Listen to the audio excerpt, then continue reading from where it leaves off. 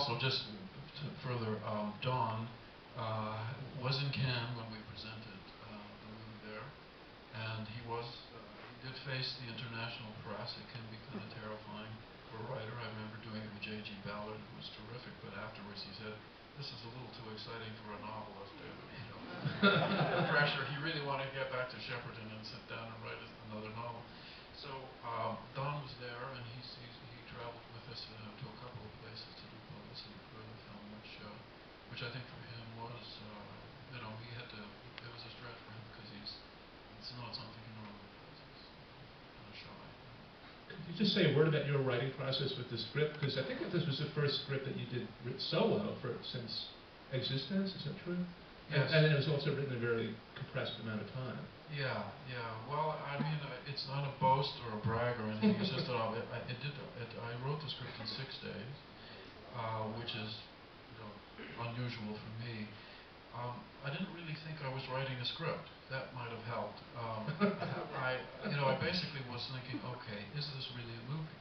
Because there's so much in the novel that's inside the head of Eric Packer, and that's very kind of metaphysical and disconnected and disembodied and so on. Stuff that I knew could not be in the movie, that I think of as innately literary and therefore not cinematic, and you have to accept that you're going to leave it out. So, okay, well, if you leave that out, do you have a movie? So I literally transcribed the dialogue. It took me 3 days. I typed into my computer the dialogue and put it into the format of a screenplay. And then for the next 3 days, I filled in the scene descriptions and so on. And there were things I left out and things that I shifted a bit. But basically, the dialogue in the movie is 100% from the book, in the same sequence and the same amount, density, and everything else. And I read it and I said, okay, is this a movie or not?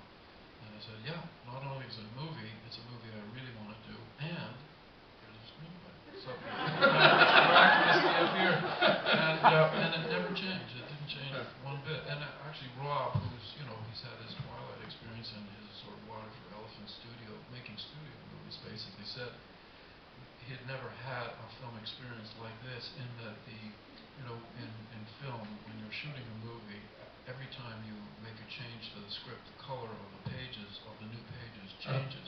There's a whole sequence. There's a green pages, blue pages, yellow pages, and it indicates to the crew that there have been changes in the script. You want to make sure that they see it, so the color change. He said this was the only movie he ever worked on that the pages stayed white the whole because we never made any changes. Okay, right down here. I have a question about Samantha Morton. I've heard several talks about the film, and Paul Giamatti, everyone talks about him and that great scene at the end, but I felt she also did a fantastic job and has an extended performance. And then I just was curious about her role, how long she was there, and just her thoughts on it, because we haven't seen her doing that.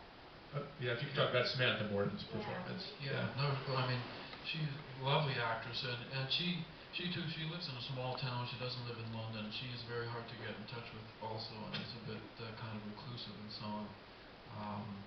And she said that this really was the hardest movie she's ever had to do. Partly, of course, because of the density and the flow of the dialogue, which she could not hesitate to do.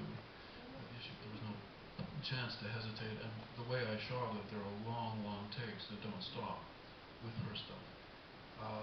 Plus the fact that you're not moving, I mean, for Rob as well, it's a strange thing. You use your body in so many ways if you're an actor, and I kind of take away a lot of the instruments that an actor has to work with by saying, no, you're sitting in that chair and you're not moving out of that chair.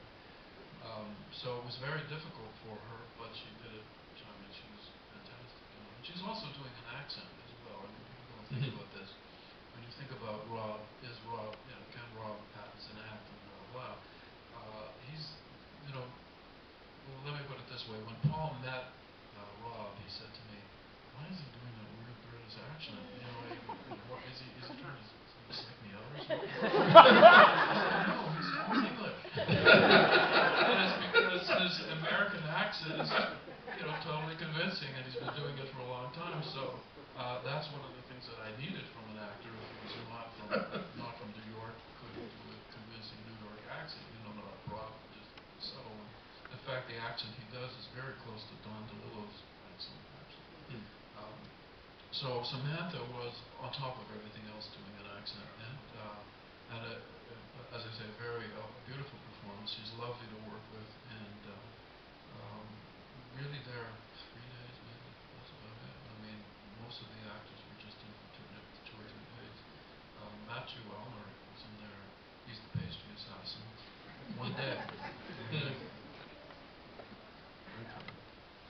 Right over here. I was wondering, for a director who's so associated with the body, if this seems to sort of almost function like in the negative, the abstraction of the body out of the world in terms of like the digital universe and capital, etc. I wonder if that was a draw for you at all, or if that figured in terms of your preoccupations with the body. Well, we're talking about the preoccupations with the body in my movies. Honestly, every director is obsessed with the body, whether he knows it or not, because that's what you photograph. I mean, that's what do you shoot most? You're photographing a person's face, if not the entire body. It's a very physical medium, and yet it too seems kind of abstract. I mean, I think that's that's the paradox. Yeah.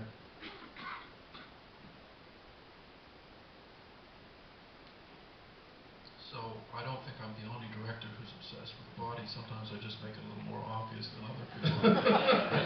But I mean, Rob's face is the movie. I mean, I'm photographing him from every possible angle, and I'm using the way he moves and what he does with his face and his voice, which I also think was part of the body. I've done some acting myself, not a lot, but some. And the first thing that struck me when I tried it the first time was that although you're only about 10 feet away from where you are as a director, it's a completely different ballgame. Because when you're a director, nobody cares what you look like. You can have cold sores and your hair can be erect and you can be, as long as you can croak out action, then you can still direct.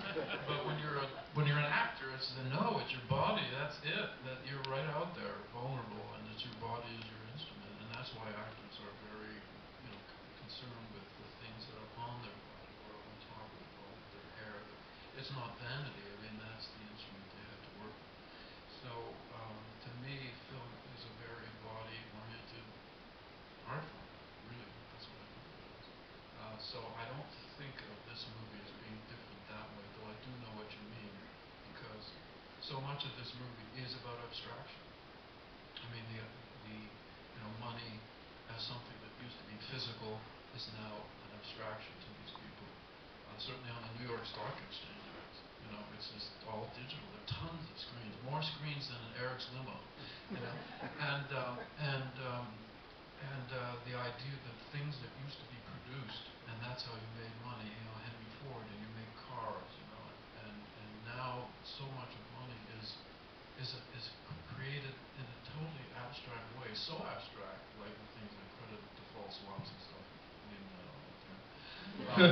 And I don't own any either. They're so abstract that sometimes the people who have created them they don't know what they are either. They can't control them. They don't know how much they're worth or what they can sell them for or anything like that. Because in a way they don't exist. So the movie is a bit about abstraction in that way. And then you have Eric who uses his limo to abstract him from the life of the city. And the city becomes an abstraction outside the windows. I really made a decision early on that we would, whenever Eric's in the limo, we are in the limo. We see the city only from the point of view of the limo. We never go outside it unless he's outside it. And that was to suggest that sort of abstracted life that he's living.